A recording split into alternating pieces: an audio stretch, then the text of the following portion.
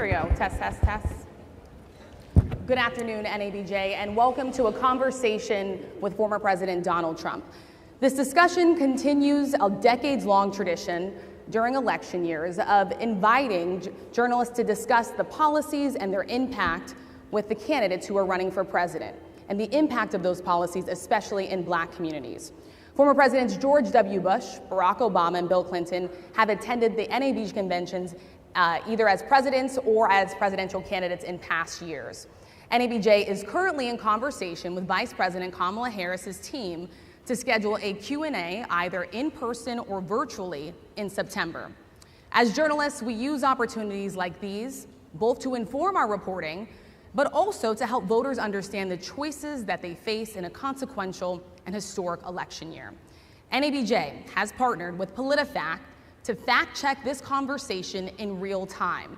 You can access that feed on social media using the hashtag NABJFactCheck. Again, the hashtag is NABJFactCheck. We have a lot to get to, and we do not want to waste any time, so let's bring out the former President of the United States, the Republican nominee for president, former President Donald Trump.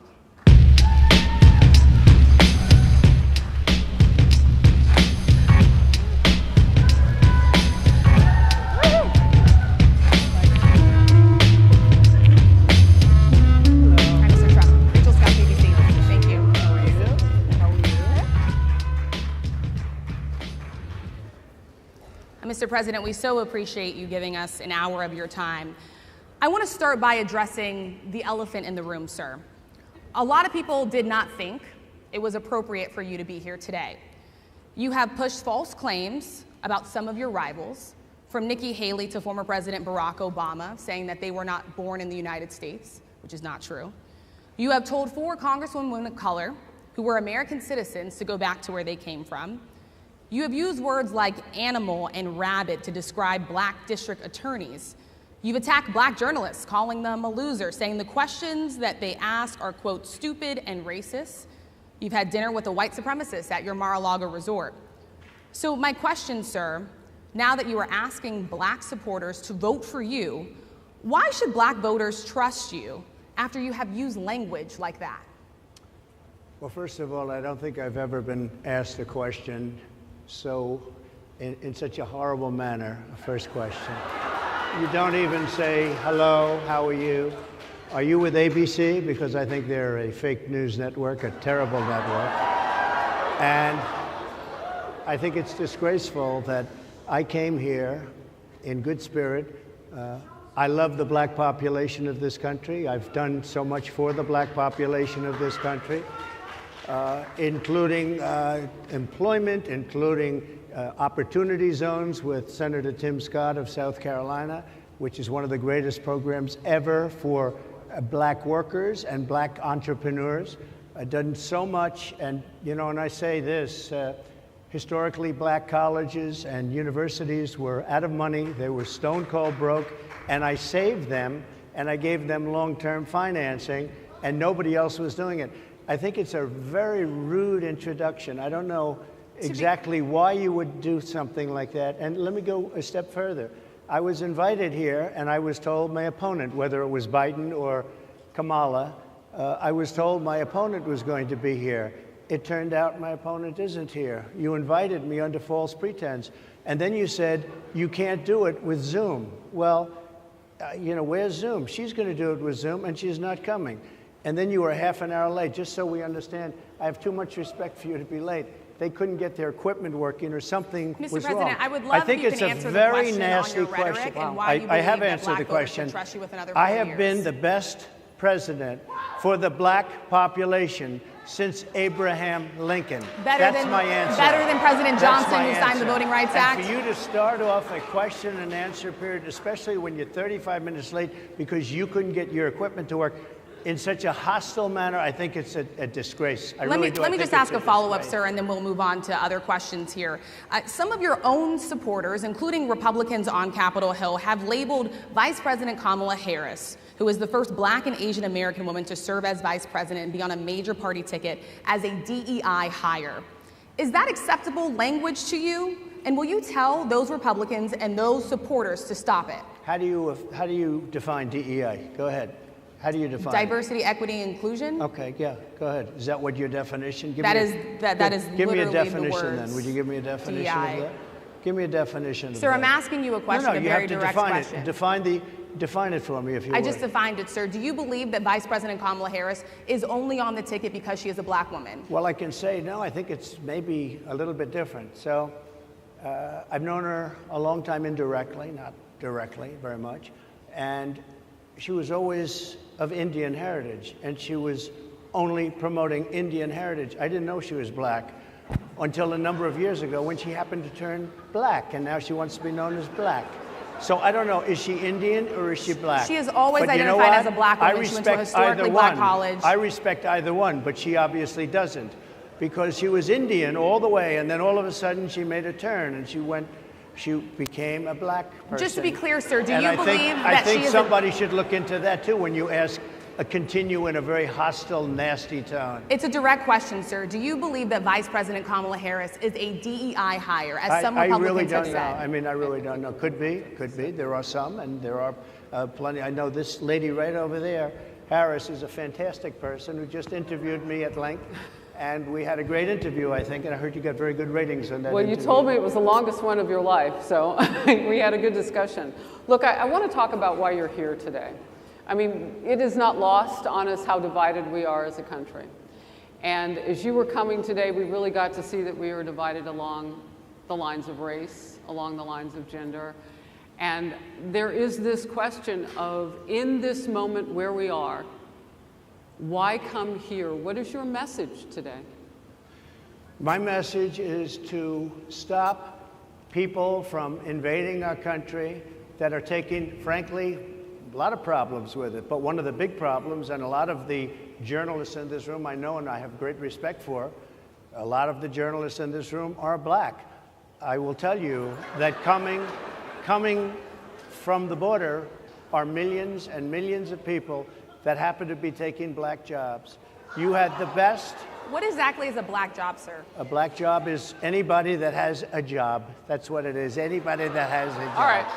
And Mr. President, they're taking the employment away from black people. They're coming in, they're invading. It's an invasion of millions of people, probably 15, 16, 17 million people. I have a feeling it's much more than that. And everybody's been seeing what's happened. The first group of people, the black population, is affected most by that. And Kamala is allowing it to happen. She's the border czar. She's the worst border czar in the history of the world. There's never been a border czar like this. She's never even essentially been. She said she was there once, but not the right part of the border. So she was a border czar. She's done a horrible job. These people are coming into our country, and they're taking black jobs and Hispanic jobs, and frankly, they're taking union jobs. Unions are being very badly affected by all of the millions of people that are pouring into our country. And one thing, as we discussed, many of these people are coming in from mental institutions, from prisons, from jails. They're gang members in other countries. Other countries are setting loose their prisoners. They're opening up their prisons and their mental institutions, and they're taking their bad people, drug dealers, gang members, and they're bringing them into the United States. And by the way, their crime rate is going down, and our crime rate is going to be a disaster. Mr. President, I want to get into how you address some of the issues with black communities. And I say that plural because we live in communities of color that are different. We're not all the same. We don't vote the same. We don't think the same. True. It's not monolithic. So as you come here today, I want to talk about something that bursts. And this is the weight of the inflation on this country right now. The nonprofit Money Management International recently released data from its mid-year analysis that we have found a 52% rise in people who are seeking counseling for being in credit debt. They're paying for food that is sky high on their credit cards, and now they can't pay that off. The credit counseling nonprofit MMI, as I said, is saying now that they've seen surges that they haven't seen since we were in a pandemic of people in financial trouble. Much of that falls on the shoulders of single moms, single black moms, when you look statistically. Yeah. How do you turn it around? What's your plan for the black community when it comes to money? So, first of all, it's very hard to hear you for whatever reason because of the fact that they have bad equipment, because I guess, you know, this woman was unable to get the right equipment. But it's very hard for me to hear you, but I can hear every other word. It's very difficult, actually. But so I don't know if they can fix it or do something with it, but I'll do the best I can with it. The inflation is absolutely destroying our middle class, our working class, virtually every class. Inflation is a disaster in our country. Inflation is a country buster. It breaks every country. And we had, in my opinion, the worst inflation we've had. They say it's 58 years, but I think it's much more than that. It's been devastating. And if you just take a look at a lot of things they don't include, like interest rates. Interest rates went from 2.4% to 10%, and you can't get the money. People can't buy houses. They no longer have the American dream. Young people, young black people, they don't have the American dream anymore. They can't buy a house. They can't borrow the money because of the cost of the money. They can't buy because of the cost of housing, because of the cost to build it, because of inflation. Inflation is a disaster, and it's destroying our country, and it's destroying the black community probably as much or more. So what do you do? Than any. What's your plan? You know what we have to do? We have to bring down the cost of energy, and that's going to bring down the cost of inflation. This was all started with a bad energy policy by Joe Biden. By the way, just if I might, I was running against a man named Biden. You probably saw that. And he was losing very badly in the polls, and then he had a rather bad debate. I would say it was a bad debate. I would say it was one of the worst debates in history. And his poll numbers crashed. And instead of saying, you know, let's keep going, and maybe something happens the other way, they said, oh, we're going to replace him. Let's just replace him. That's like you're in a fight, a prize fighter's in a fight. He's not doing well. You say, let's bring in another fighter. So our whole campaign was steered toward him, and now we have to steer toward him. But ultimately, it's the same because they have bad policy. They have policies of open borders, unbelievable open borders, horrible energy policies.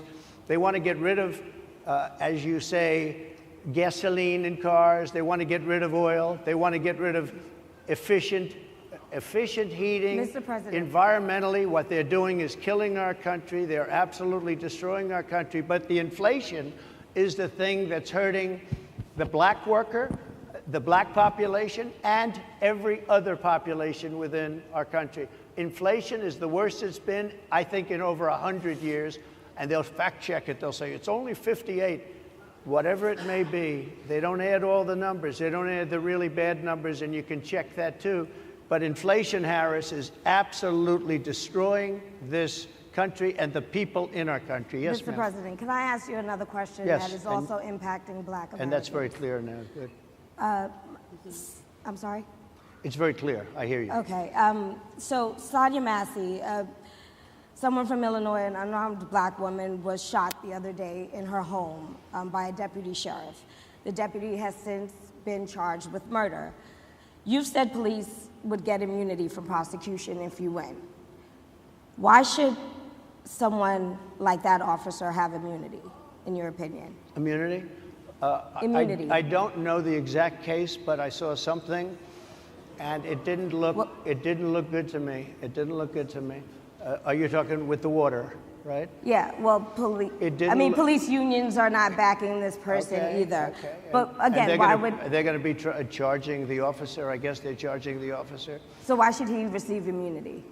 Well, he might not. I mean, it depends. It depends on what happens. I'm talking about people that are much different cases than that. We need people to protect ourselves. And by the way, in Chicago, as an example, a few weeks ago, July 4th weekend, they had 117 shootings and 17 deaths. Nobody wants that. Nobody wants that. We need to have our police officers have the respect and dignity back. In this particular case, I saw something that didn't look good to me. I didn't like it. I didn't like it at all. So can you get a little more specific back to the immunity question? Who would make those distinctions? Well, right now, for the most part, people are protected by their unions, by their police unions, or by their police departments. But I'm saying if I felt, or if a group of people would feel that somebody was being unfairly prosecuted because the person did a good job maybe with crime, or made a mistake, an innocent mistake. There's a big difference between being a bad person and making an innocent mistake. But if somebody made an innocent mistake, I would want to help that person. What would those exceptions be? What would determine an innocent mistake? You go after somebody and it's a very close call and it's very dangerous. And you know, they have, the policeman's life and woman is a very difficult thing, because sometimes you have less than a second to make a, you know, life and death decision. And sometimes very bad decisions are made. They're not made from an evil standpoint, but they're made from the standpoint of they made a mistake. So I want to follow up really quickly. You know, I find it interesting because you do talk about reining in prosecutors, especially when it comes to prosecutors that are prosecuting you. Why doesn't that skepticism apply to law enforcement? Well, I've been prosecuted because I'm a political opponent of two people that have weaponized our justice system. I've been prosecuted. I just won the big case in Florida. Everyone said that was the biggest case. That was the most difficult case. And I just won it. Now, Biden has a similar case, except much worse. I was protected under the Presidential Records Act. Biden wasn't, because he wasn't president at the time. And he had 50 years worth of documents. And they ruled that he was incompetent, and therefore he shouldn't stand trial. And I said, isn't that something? He's incompetent and he can't stand trial, and yet he can be president. Isn't that nice? Mr. President, but they released him on the basis that he was incompetent. They said he had no memory, and he was a nice old guy, but he had no memory, and therefore we're not going to prosecute him. I won the case, and it got very little publicity. I didn't notice ABC doing any publicity on it, George. We cover you extensively, sir. I'd love to move over on to different topics. I didn't notice you do any publicity on it at all. I won the case, the biggest case. This is an attack on a political opponent. I have another one where I have a hostile judge. We have you for a limited time, sir. I'd love to move on to different topics. No, excuse you. You're the one that held me up at 35 minutes, just so you understand. If we can move on now to the state of the race, sir, I want to get back to the campaign. Senator J.D. Vance is your running mate. He's had a lot of controversy lately, and I want to read you a few things that he has said in the past. He said the Democrats running the country are a bunch of childless cat ladies who are miserable at their own lives and the choices they've made, and so they want to make the rest of the country miserable too. He's not talking here about how great it is to be a parent. He's attacking what he says are the choices people are making to not have children. Did you know that he had these views about people who do not have children before you picked him to be your running mate, and do you agree with him? No, I know this. He is very family-oriented, and he thinks family is a great thing. That doesn't mean he thinks that if you don't have a family, it's not. I know people with families. I know people with great families. I know people with very troubled families. And I also know people with no families. They didn't meet the right person. Things happen. You go through life, you don't meet the right person. But he's not just talking about families here. He also says that people that don't have children should get less votes than those that do. I'm just speaking for myself. Is that your campaign I think position? I'm speaking for him too. He strongly believes in family, but I know people with great families. I know people with not great families that don't have a family, and the people without the family are far better. They're superior in many cases, okay? He's not saying they're not. What he's saying is that he thinks the family experience is a very important thing. It's a very good thing. But that doesn't mean that if you grow up and you grow older and you don't meet somebody that would be wonderful to meet and would have been good, that that's a bad thing. He's not saying that. My interpretation, you'll have to ask him actually, but my interpretation is he's strongly family-oriented, but that doesn't mean if you don't have a family, there's something wrong with it. Just one last point and then we'll move on. Just one of the bedrock principles of American life is one person, one vote. Senator J.D. Vance has suggested that someone who has children should have more votes than a person who does not have children. I just want to be clear here. Is that the position of your campaign? Well, no, but it's not something I have ever heard before. I can tell you this. Right now you have illegal aliens coming into our country, many from prisons and many from mental institutions, and they want to give them votes. I don't think they should have votes. They came into our country illegally, and they're taking the vote away from all of the people in this room that have been here a long time, that have worked hard, that in many cases, and you'll see this happening, if I'm not elected, you're going to see it happening. If I am, you're not going to have any problem. But you're going to see it happening. a long time. You're going to see the people in this room and people outside of this room are going to be losing their jobs to people that have come into this country illegally. Mr. President, can we stay with just kind of the state of the race right now? Because I felt like that vice president question, candidate question was right in there with that. So let's talk about J.D. Vance for a little bit. He's had some stumbles out of the gate. I don't know if you're hearing what we hear as reporters, but it's been a tough couple of weeks for him. Why did you choose J.D. Vance? Why did you choose him? And I'm having a hard time hearing too. I chose know him everybody because, out there can, but it's hard I'll tell to you hear. why. I chose him because he's a very strong believer in work and the working man and woman, and especially the working man and woman who have been treated very unfairly, because you have many of them in this room.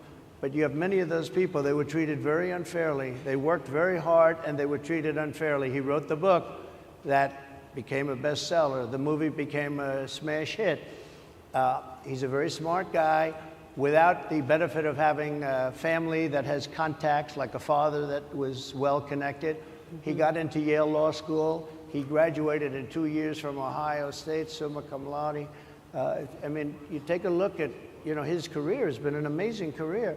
He started off at a level with a difficult family situation, very difficult with the mother and the father and everything else. He ends up going to Yale Law School and was one of the top students, became the head of the law journal. I mean, it's an amazing thing. He's a 4-year, he was in the military with great distinction for 4 years, got out, went into business, became successful in business, very successful in business actually, did public offerings and other things. And I have to believe in that. I mean, he's somebody that was born in a rough situation. Most of the people know that situation because it was very well documented in his book. And I have a lot of respect for somebody that can get into Yale and become one of the best students in Yale, that meets a young woman at Yale who was also outstanding, and they get married, they have a beautiful family. But he had he's made himself an amazing life. He then goes to Ohio, lives in Ohio, and he had my endorsement. That helped. But he wins the Senate. He becomes a United States Senator. So he's a United States Senator. So Harris, like I respect you for your success, I respect people for their success. The reason I asked the question is because the last time you and I sat and talked was the day that you were shot. We'd been together for much of that day. You left to go to Butler, Pennsylvania, and we didn't know what was next. Yeah. And 2 days after that... I cannot understand. Your microphone I know, is so it is really hard for me to understand it's just, you too. I can understand you perfectly. Because she's closer. I can understand you.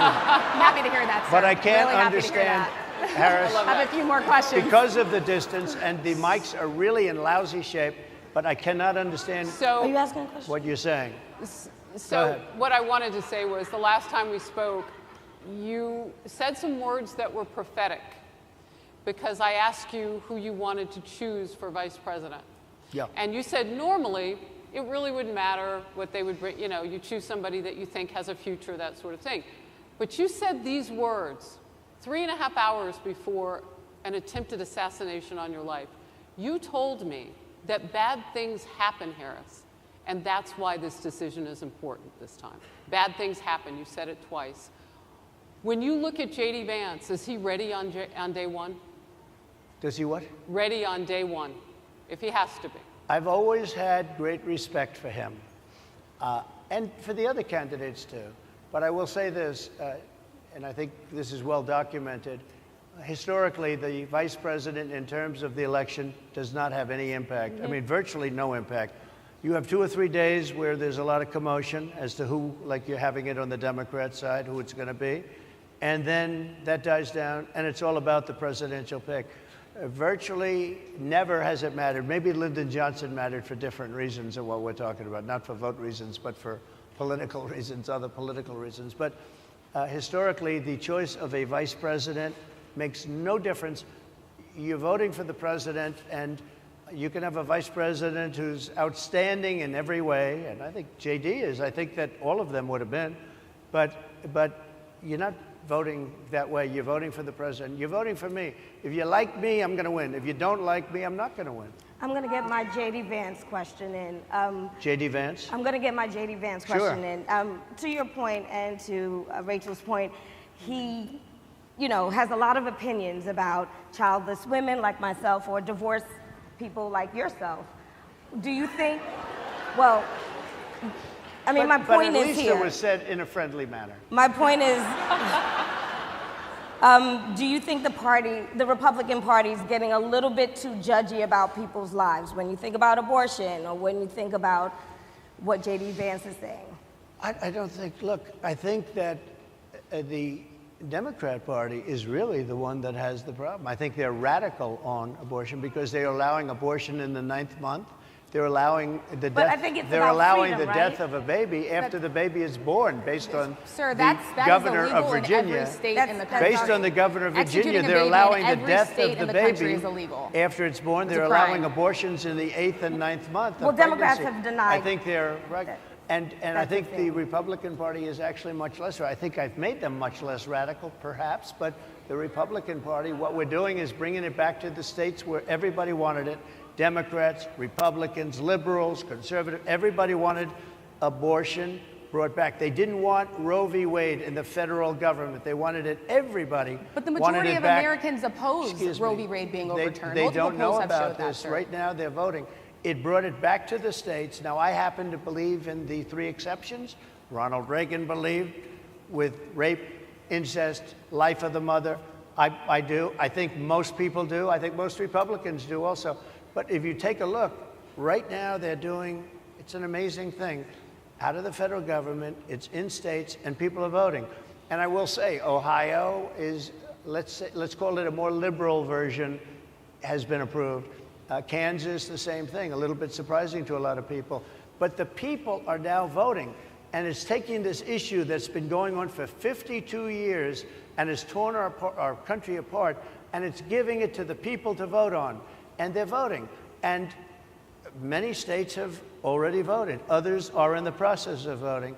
And it's bringing it back to the people and a vote of the people. And it's not at all radical. And again, you have to follow your heart. I happen to believe in the 3 exceptions. Most people believe in the 3 exceptions. Most Republicans believe in the exceptions. But they don't want to see an abortion in the 9th month or the 8th month. Almost everybody agrees to that. And they certainly don't want to see, in the case of the governor of Virginia, the former governor, I might add, who said, we set the baby aside and then we decide what to do. Meaning, what do? We execute the baby. That's a radical, horrible position. And some people want that. I don't want it. Most people don't. Thank you. Can I just pivot really quickly to another question about, you brought up health, Harris. You're an active man. We see you golfing all the time. But if you win, you'll still be president at 82, which is older than Biden is right now. But not mentally. Look, mentally. Here's the question. He's shot. But most people, would you most people, I know many people in Yeah. their 80s and their 90s that are in great shape. Some of our greatest leaders. You look at throughout the world history, the greatest leaders, some of the greatest leaders in the world were in their 80s. But here's the question. Would you consider stepping down if you felt that your health was declining? Or would you? Oh, absolutely. And who would I make, think I'd know. How would you make that decision? I think I'd know. Look, if I came onto a stage like this and I got treated so rudely as this woman treated me. Oh my goodness. And I'm fine with it because she was very rude, sir. Very rude. That wasn't a question. She Sir, didn't ask you me can a answer the question. question. She gave a statement. That wasn't a question. I Sir, repeated you your can answer the statement, sir, question. actually. You said you would. You would Oh, make that absolutely. decision If to I step thought down. that I was failing in some way, I want people to be sharp. I'll go a step further. I want anybody running for president to take an aptitude test, to take a cognitive test. I think it's a great idea. And I took 2 of them and I aced them. Well, I took 2 of them. But let me ask you. Yeah. I would like to have people running for president, and I don't mean because they're 75 or 85. I think anybody running, I'd like to do it. People say it's not constitutional. I would like to have something passed where you can do it. I think we should know. I mean, I've watched what's happened in the last couple of years under this gentleman, and our country is a mess. We have inflation, we have the millions of people falling in, we have Afghanistan, which was the worst, most embarrassing moment in the history of our country. What he has done to our country, and her too, what they've done to our country, she has been a horrible vice president. She's considered the worst vice president in the history of our country. Don't mean to interrupt you, but would you consider taking the cognitive test? Mr. President, I would love to do it. And make it public. Well, I've already taken 2 of them, but I'll do it again. Mr. I President, suggested, how do you intend to... I suggested, Harris, that let's take one. I said, Joe and I will go and take a cognitive test. Now, I'd do it with her too. I would do it with her also. You know what? She failed her law exam. She didn't pass her law exam, so maybe she wouldn't pass the cognitive test. Mr. President, Are you saying she wouldn't pass? Just to be clear, I'm just giving you the facts. To be clear, you don't think Harris would how pass do the you cognitive intend, test? She didn't pass her bar exam, and she didn't think she would pass it, and she didn't think she was going to ever pass it. And I don't know what happened. Maybe she passed it. She did pass it. There's a man over here. I think he must work for her. Mr. President, I would love to ask you about January 6th. You've called yourself the candidate of law and order. Yeah. When Time Magazine asked you if you would consider pardoning all the rioters, you said, yes, absolutely. Sure. You called them patriots. 140 police officers were assaulted that day. Their injuries included broken bones, at least one officer lost an eye, one had 2 cracked ribs, 2 smashed spinal discs, another had a stroke. Were the people who assaulted those 140 officers, including those I just mentioned, patriots who deserve pardons?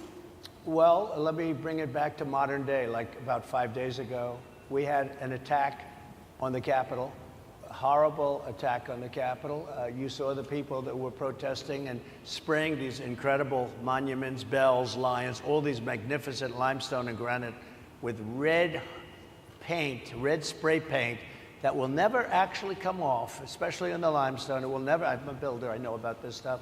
It'll never, you'll see it in 100 years from now.